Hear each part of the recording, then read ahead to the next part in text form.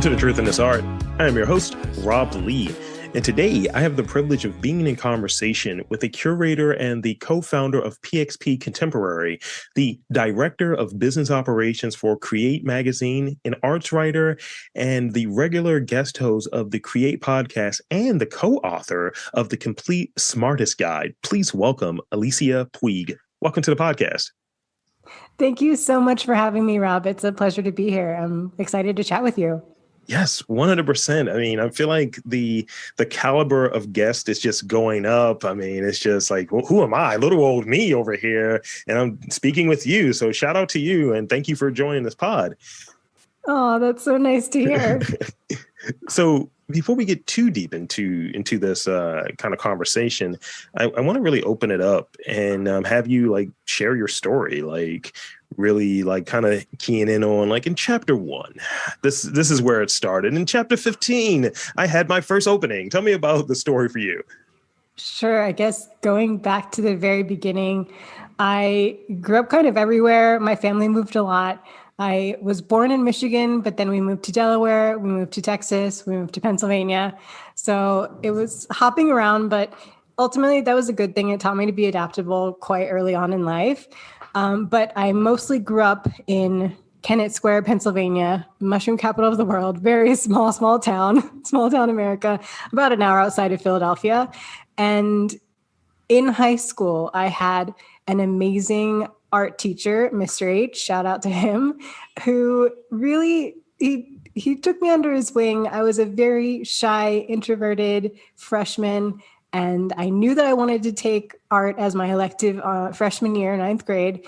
And I ended up in his class. And even though, again, I was shy, very quiet, most of my teachers never really thought twice about me. He saw something in me, and I ended up taking his course all 4 years of high school. So by the end, we were quite close, and he was able to help me put together a portfolio to apply to universities for fine art. At the time, I thought I was going to go into graphic design and actually did get accepted for graphic design. I went to Penn State my first year and a half of school for graphic design. Of course, kind of thinking, as many people do, that was the way to have a creative job that still paid bills. Sure. However, I quickly learned that was not my cup of tea. I absolutely respect the profession 1000%. I love what they do and I use what they do, but it was just not for me. So I transferred to a smaller state school in the middle of Amish country called Kutztown University. There were quite literally horses and buggies that went by the same main street of school. And even though it was a smaller school, it was great in that it was a lot more arts focused, a lot more education focused. And that's where you could kind of be a big fish in a small sea. So sure. I ended up working at the student gallery there and got my first taste of what it was like to run a space, to work with my peers and help them mount what was often their first solo exhibitions. And I loved it. I mean, I loved that more so than even making my own work in their studio courses. So that kind of was the first inkling that I probably wanted to do this professionally after school. And there came a turning point about my senior year. I knew I wanted to go to graduate school. So I started looking into fine art programs and also art history programs, because at the time I was, of course, still interested in making my own work, but also starting to get excited about working in galleries and putting these shows together. So I went up to New York for a weekend, excuse me, and I looked at graduate programs in both of those fields. And it just so happened that the art that I saw at these fine art graduate programs was just nothing at all like what I was making. And so to me, that was kind of the sign of this is not my path anymore. And I took a break from making artwork after that and just decided to go towards the path of art history. I ended up in Philly, which was a perfect fit for me. And I got my graduate degree in art history at Temple. And that's kind of where my whole journey began. That's great. Thank you for walking us through that. And I think that there is this sort of like experience or this sort of like inclining that, you know that you want to be in the freaking the arts world, right? But where do you fit? And when I was interested, I don't know where this really fits as far as like maybe documenting or what have you. I kind of struggle with it, but I know that it's something of interest for me. It's something that makes me kind of light up, and it's something that activates this very shy. I guess I'm an extrovert, but I'm a shy extrovert or what have you. And but at one point when I was younger, I thought I wanted to be an animator. I thought I wanted to do comics, and I was always drawing and all of this. And I got this hit that, nah, this isn't for you. And it wasn't anything. It was more so being told this isn't for me. And, I've mentioned this in this podcast before, having that opportunity to kind of come back to it, that particular discipline, but in a different way. And I think that's what doing this podcast helped me realize. And I think a little bit from what you were describing, it kind of, showed you like, maybe this isn't the way that you should be approaching a career in art. This is maybe a different way that you're even thinking of it. And looks like it's really worked out for you. Yeah, it has. And I think I like that you're approaching it from this other way. It's like, I could still be creative. I think that's what I wanted to make sure, is that I still had a creative job. And so I thought that at first it was going to be through graphic design, and then second through fine art. But I still very much feel creative as a gallery owner and as a writer. Those are now the ways that I express myself. So I was still able to find that. It was just different from what I expected at the very beginning. So tell us about PxP Contemporary and Create magazine. I want to learn a bit more about that. I mean, I'm out here reading the publications, but I want to hear it directly from you and, enlighten us a little bit for those who are uninitiated. Of course, I'm happy to speak more about both of them. So Create magazine is an independently published international print and digital magazine. It showcases the work of emerging artists, as well as curators, gallerists, and other industry leaders from around the world. It was founded by my good friend and business partner, who I actually met at university at Kutztown. She was at the time directing the off-campus gallery, and I was directing the on-campus gallery. So we were very much kind of running in the same circles and doing similar things. We really connected, and we stayed in touch after school. And eventually, about 6, 7, 8 years later, she decided that she wanted to start this platform. She is still a fine artist, and she paints, and her work is actually doing quite well. Her career as a fine artist has been growing, but at the time, she felt like she was struggling to get her first foot in the door as a young emerging painter, trying to work with galleries and trying to get her name out there. And she just felt like she was hitting a wall and not able to present her work anywhere. So she decided, okay, if no one's going to give me that opportunity, I'm just going to make the space myself. So she started the first iteration of the magazine, which was Fresh Paint Magazine. And then eventually we rebranded to Create, so that it wouldn't just be for painters, it would be for all media. So that was that, I think, back in 2016 or so. And now we are years into this, almost 9 years of her publishing the magazine. And I've been a part of it for a number of years now too, at least over 5 years. And so, yeah, the magazine has grown quite a bit. We're on our 32nd issue now. And it's been such a wonderful, wonderful journey. I mean, we've now grown our online audience to over 200,000 artists and curators and gallerists and people in the industry worldwide, which is amazing. Yes. Yes, thank you. Thank you. And so in each issue, we have interviews, we have a career advice column, and we also have a juried section that's selected by a different curator each time to make sure that each issue is unique and diverse. But as I kind of alluded to before, we're more than a publication, we're a platform. We have our Instagram where we share artists who are inspiring us, motivating us, who we just love every day. We also have a podcast and where we do conversations like this with artists we love. And we also, together, her and I wrote a book for emerging artists, sharing our journey, everything that we learned in the first 10 years, so that people didn't have to make the same mistakes that we did, and they could skip ahead, jumpstart, and just get to the good part Right. without having to figure things out as much as we did when we left school and were trying to find our way. So that is kind of a little teaser on Create. And then PxP came about because we were serving this community of artists and kind of filling that need and gap for exposure. However, we eventually tapped into that market and asked, what else do you need from us? And the biggest thing that they asked for was, okay, we also want a place where we can sell, which of course makes sense for young artists, again, trying to get their name out there, build their brand. And so I kind of took the helm on that, since I, at that point, had 10 years in the industry working in galleries, museums, auction house, collectors, et cetera.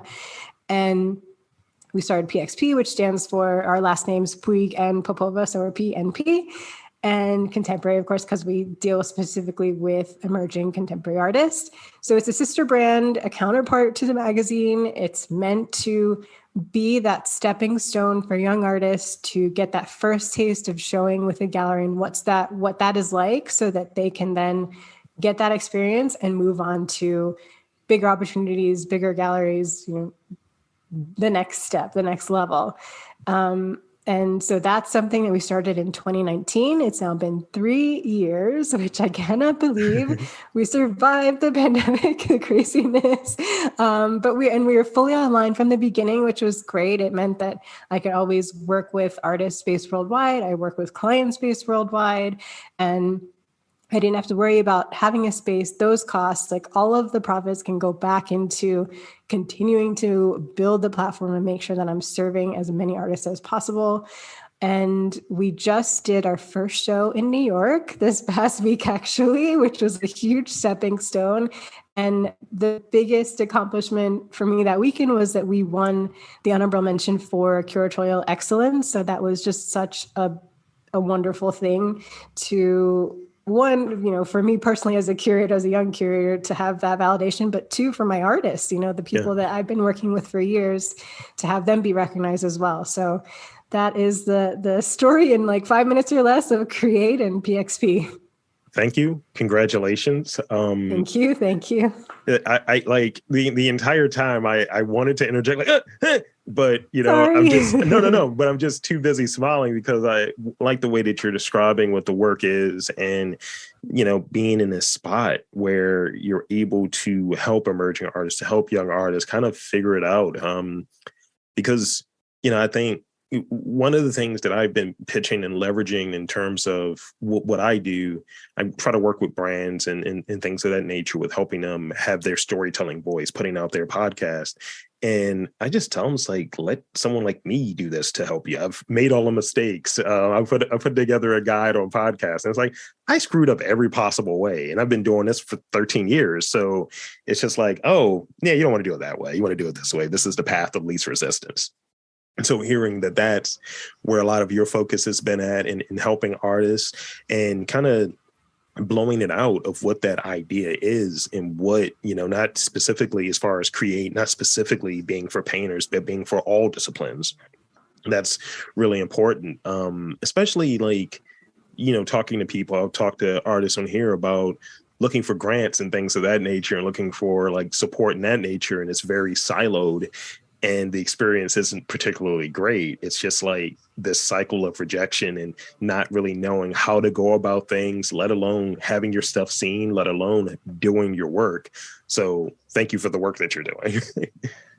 Of course, I've enjoyed it. It's been a path, but again, it's so important that people learn this, because we want more people to continue to make careers in the arts. It's just sad that when we were in school, our professors would even tell us, like, look to your left, look to your right, and like, one of you is not going to be in the art world within the next 5 years. And you don't want that to happen. Like, there's so many talented people, and we're just losing them because there's not enough support, there's not enough education.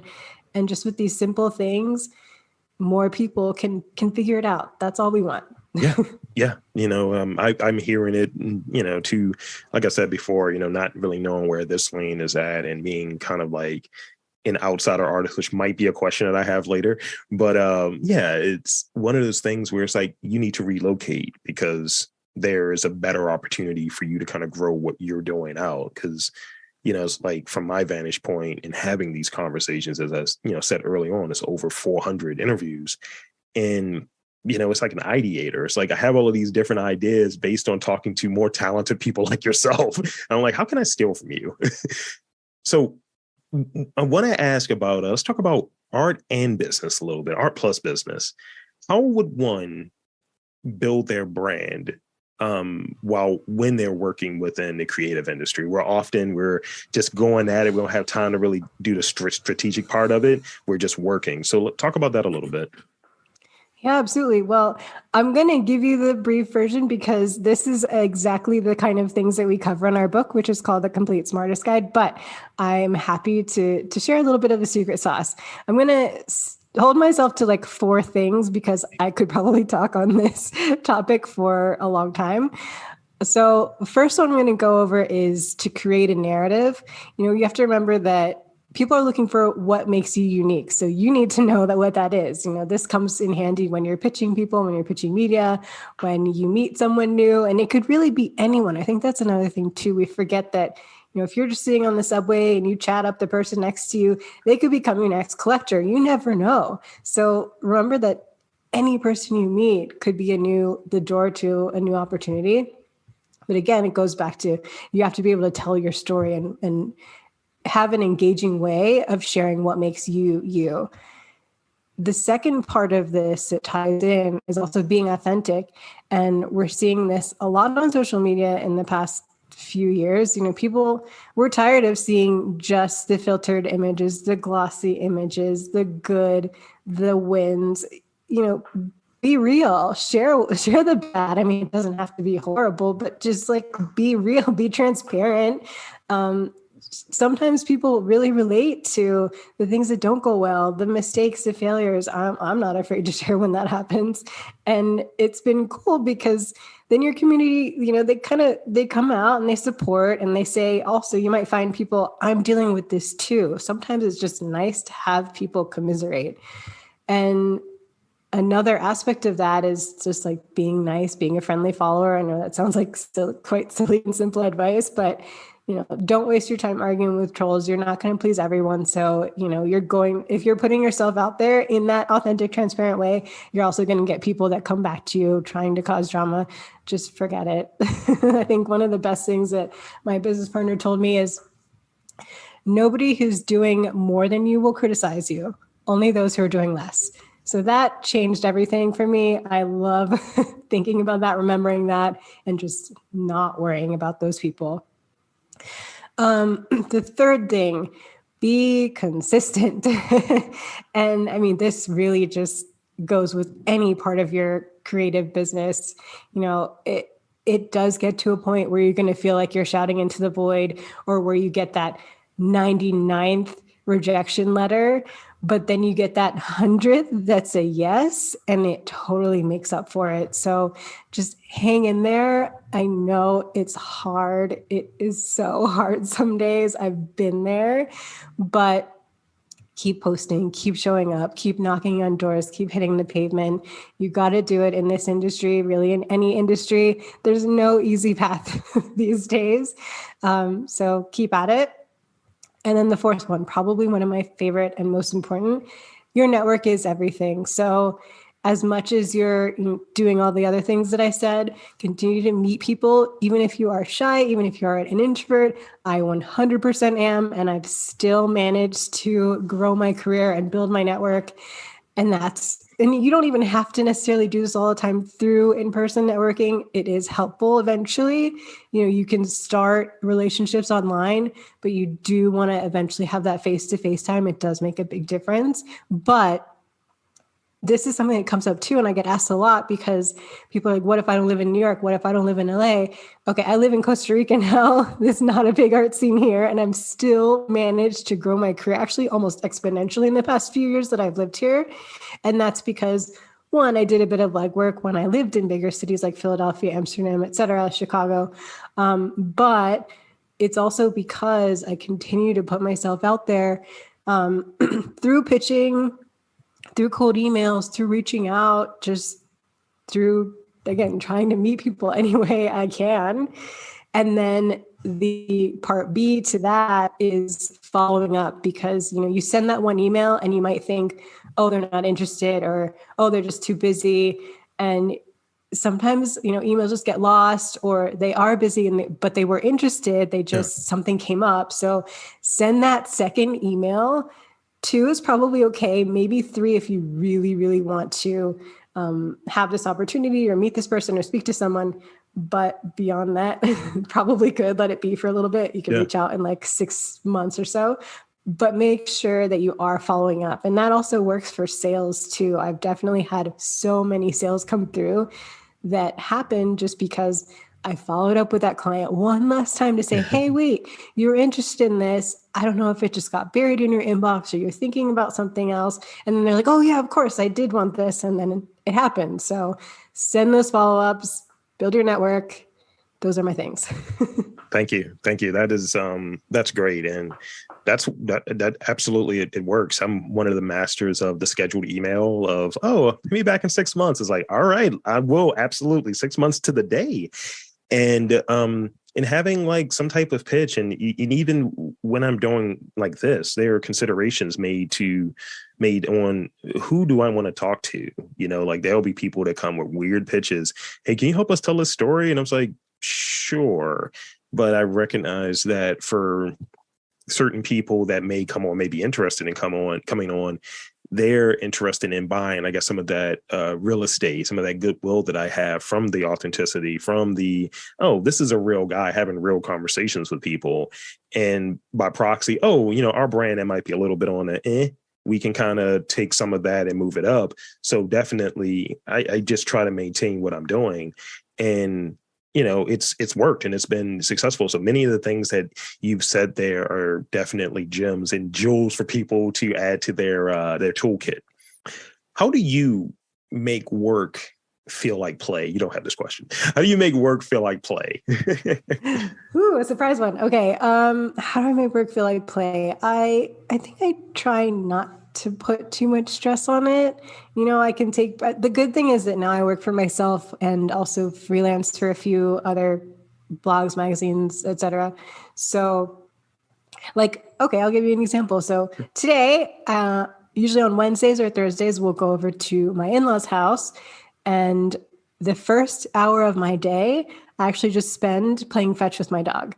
So from 9 to 10 on every Wednesday, it's dedicated time to just be with her, be outside, and not think about work at all. So I think just scheduling time where you're not worried about work is really important. I guess you're finding that balance so that when you do, or when you are working, it's focused work and you're not thinking about, like all these other things I have to do. Like it's kind of segmenting time. So I guess that's one way. I work with people that I like, it's not just art I like. I think that's probably one of the best things about the gallery is that, again, I'm the curator, so I get to choose the work. However, it's also important to me that I'm supporting good people. So, they're not just artists that I have a business relationship with, but that I've also become friends. So that makes it fun. Also, as I mentioned, my business partner, I've known her for over 10 years since school. So we chat almost every day via Instagram. Our DM chat on Instagram is ridiculous. We do not recommend this professionally for other entrepreneurs, but it has worked for us for many years. So that's what we do. But that absolutely makes work more fun when it's the two of us just bouncing ideas off of each other, learning from each other, growing with each other. So, it's difficult. It's not easy, of course, having a work relationship with basically one of your best friends. Yeah. But we went into it very slowly, very carefully. We were friends first for 10 years, and it wasn't until we knew that we were going to be friends for a long time, it was, okay, we can now merge our friendship into also a business partnership. And I think the other thing that works is that we're different. Our strengths are different. So she's very much the idea person. She comes up with the big ideas and I'm the workhorse. I love to execute things. I love to make things happen. So we really balance each other in that way. Yeah. So I think Yeah, I think those things are probably my best answers as to how I keep things fun. Shout out to you. That's great. I've been in that spot before where working with a friend and kind of had a similar setup, and then as this sort of kind of took off and became a bigger thing, and I'm still kind of solid in doing what I do, but it just wasn't, the bandwidth wasn't there, and so on. And it's just one of those things that it just didn't work. You find it out a little bit later or what have you. But I think being a person, like, I know that I'm an idea person. I recognize that like early on.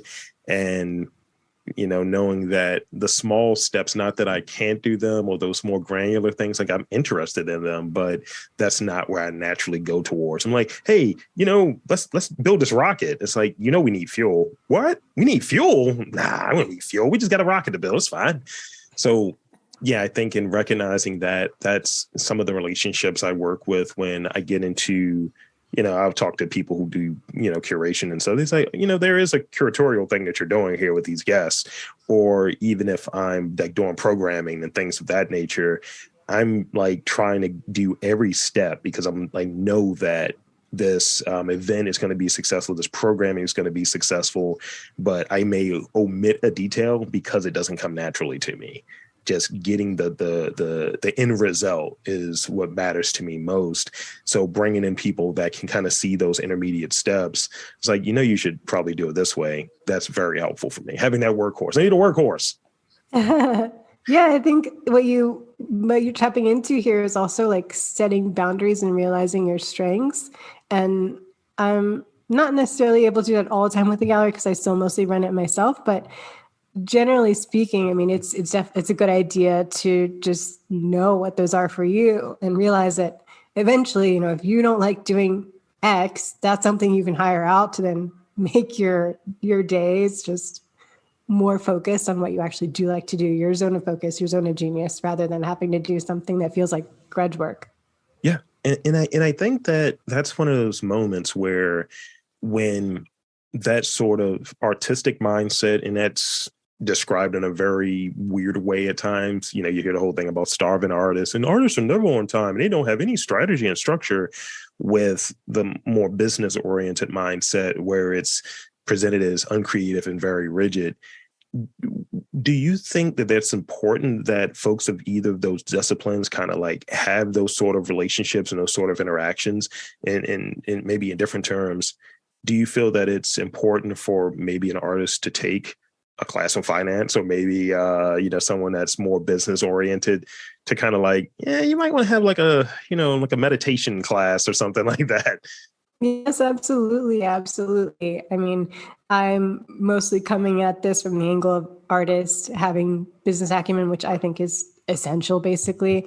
I would advise people to learn as much as you can. I mean, as we were just talking about, there's obviously the option to hire out and outsource things like taxes and accounting, et cetera. But what you can learn, you'll obviously save money on. And two, it's just no one's going to care about your business as much as you do. Sure. You can find amazing employees who will work really hard for you, but ultimately your art or your creative business is your thing. And so the more that you can make sure that everything is running as it should be, the better. And I mean, until you get to the level where you can really like outsource to all of the right people. But as you're growing, as you're evolving, it's just definitely a great idea to learn as much as you can. And the other thing about right now is that there's just so much information that's easily accessible for you, and that doesn't have to cost a lot. Yes, you can hire coaches, you can take those $1,000 business classes, et cetera. You can go back to school or go to school for a business degree or a certificate. However, there are also books, and you can go to the library to get them for free. There are podcasts like this where you can hear directly from the source from entrepreneurs. Yeah. And you can also go back to what I mentioned and network and do informational interviews. So you can reach out to people that you admire, ask them, hey, can I have 15 minutes of your time for a quick call just to pick your brain about what you've done? Or if you're a little more savvy and want to put yourself out there, maybe 15 minutes, quick coffee, 20-minute coffee meeting, do that. And you'll learn so much as well as start to grow your network. So double win. And it does that face-to-face thing that you talked about as well. Absolutely.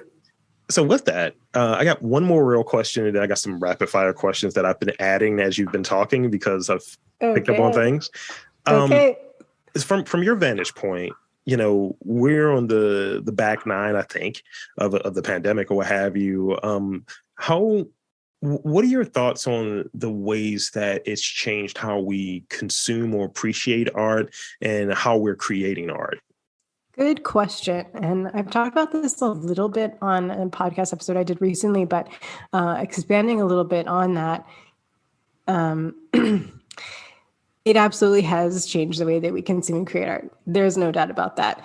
Obviously, there's a stronger online market than there was before, which is good because the art industry is such a slow industry. It takes a long time for the whole industry to adapt to new technology. So it's kind of good in the sense that it really pushed the arts to be much more online, which is great in one sense because it allows for greater democracy in terms of artists being able to reach wider audiences on their own. They don't necessarily need those gatekeepers, those curators, those galleries to open doors for them. And, obviously I'm a big proponent of artists doing more for themselves and making opportunities for themselves. So in that way, it has been really awesome. And I'm seeing many artists thriving exactly because of this, because they're able to do it on their own.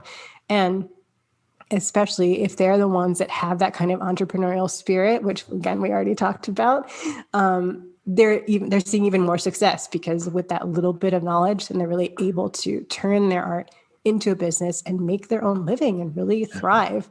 However, it's a double-edged sword. And the other part of this is that there's a new pressure for artists, not just to be artists, but also content creators. So that, it can end up diluting their creativity and their process. And of course, when you're feeling forced, that's never really the conduit for true inspiration and invention. So it's something that I know a lot of artists are navigating. They're feeling a bit burnt out and they're feeling like they're just not having those as meaningful of connections or experiences online as maybe they used to.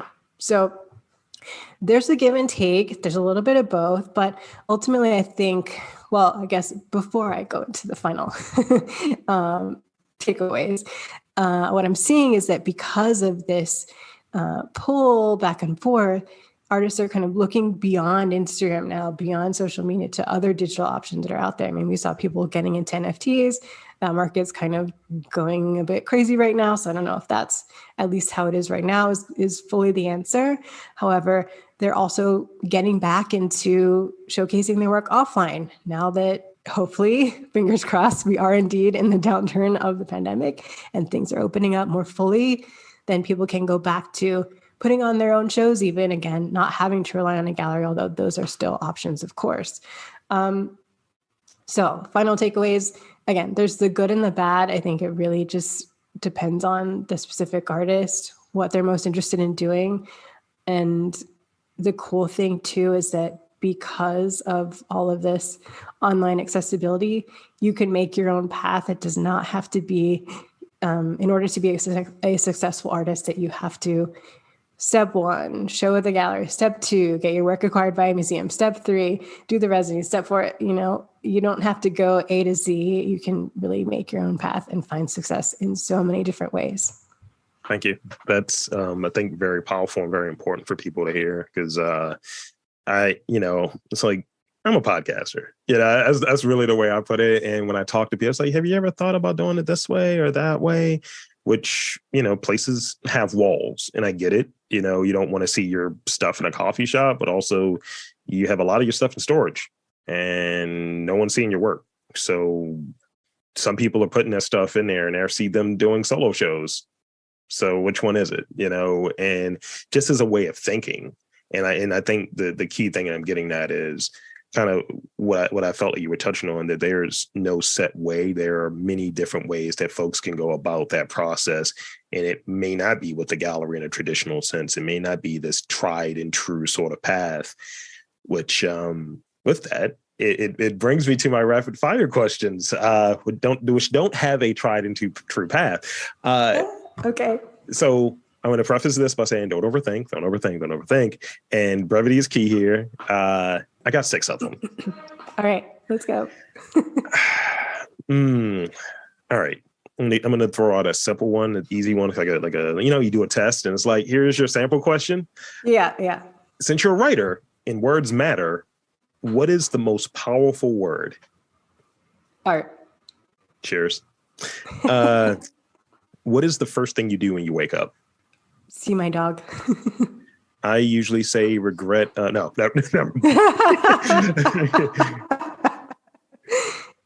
He's my alarm, so. This is true. My cat is kind of a dick. He might be mine. He's like, feed me, you fool. I'm like, ugh. Yep. No, this definitely is me kind of echoing Austin Kleon here, and I like how he applies this answer. In those instances where you get a good review or a bad review, or what we kind of deem as those, what do you do with good reviews? What do you do with bad reviews? Good reviews celebrate. I mean, I get so excited. I guess the best examples are the book. People share a book on stories, and I mean, it makes my day. It honestly makes my day to see those. Bad ones, I used to get so disappointed when so the book that's out now is actually the expanded. You can kind of see it in the background, that Stripe book. And then that's the early version. Anyway, so the early version was like 90 pages. We did not think it would be much of anything, but it ended up doing really, really well when we launched it. And except that when it came out, we got one review from a woman who made a 10-minute long video about how much she hated it. Again, it was a 90-page book that you didn't think that it was going to be such a thing. Oof. But anyway, yeah, it was. So I cried when I saw that video. I watched the whole video, which I shouldn't have done, but I watched that whole video and I cried. And then I called my mom and she laughed. She was like, why would this woman make such an effort to make a 10-minute video about your 90-page book? Like, who has the time? Who cares? Yeah. And then, that helped put it into perspective. And since then, I've done a lot better with my negative reviews.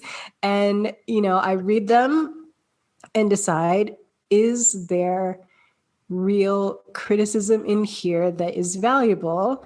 If so, then I can use that. If not, no more. Don't, don't think about it, which was really helpful because she made this 10-minute video, but it wasn't about the content. It was about the colors, the design, the size of the book, all these silly things. However, there were a few reviews on Amazon that said, we wish you talked about X, Y, Z. And so that's why we took that version down, expanded it 3 times as much into the next one. And now we have many, many wonderful, lovely reviews. So I like that. Sorry, much longer of an answer, but no. That's huge though, because I find more and more reviews are, it's like, I don't think I agree with this person's decisions. It's like, if you're reading something that's fiction, it's like, can we review the reviewers? Can we critique the critics? Right.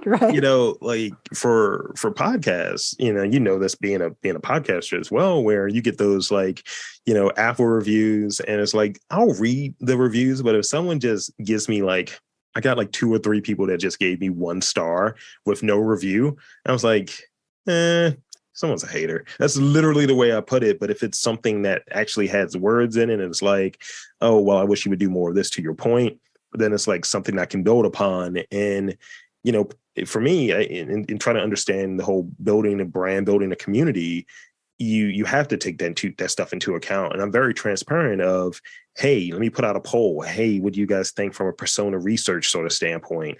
That's what I would use that information for. But if it's someone just trolling, kick rocks. I got nothing for you. Absolutely.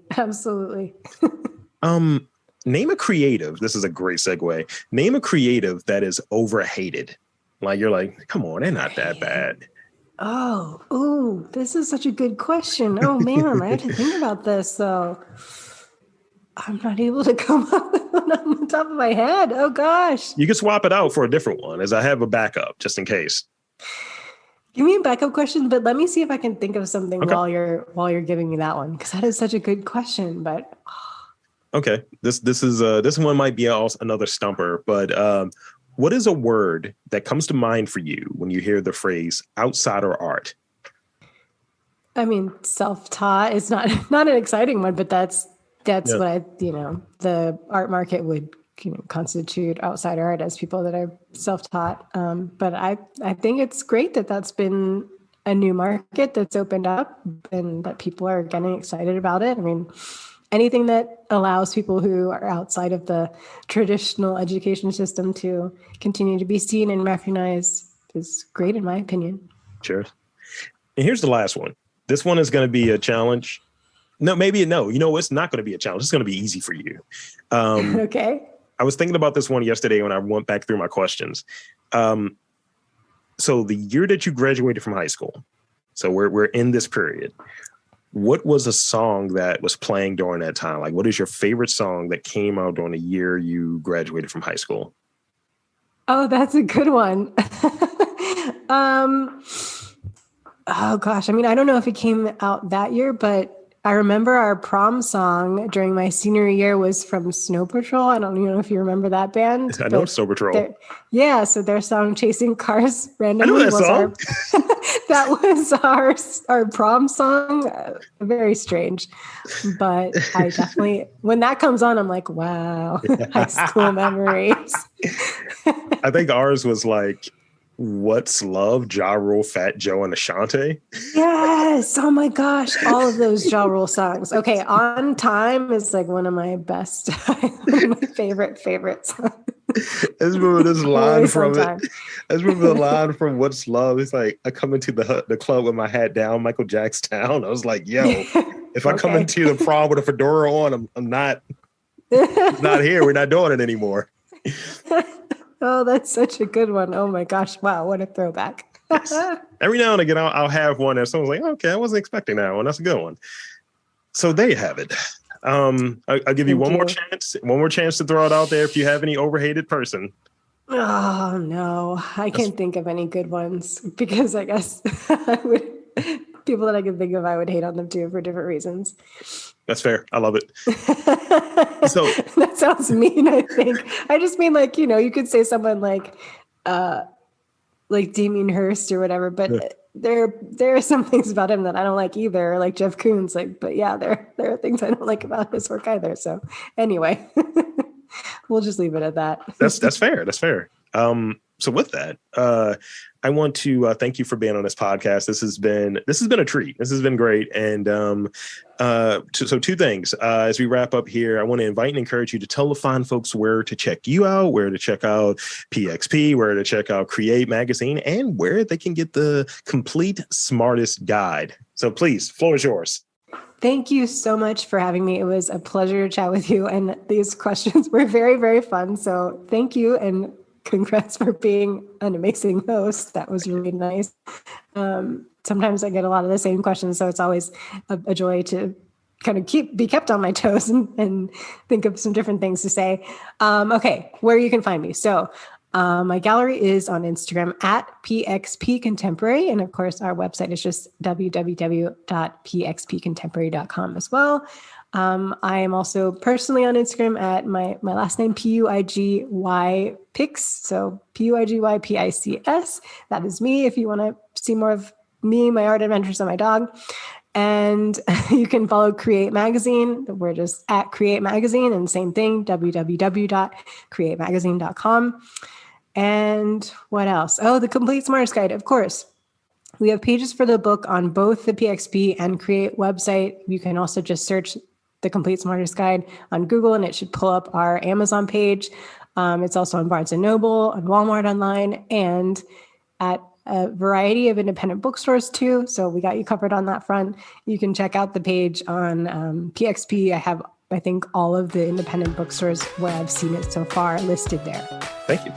So there you have it, folks. I want to again thank Alicia Puig for coming on to the podcast. And I'm Rob Lee, saying that there's art in and around your neck of the woods.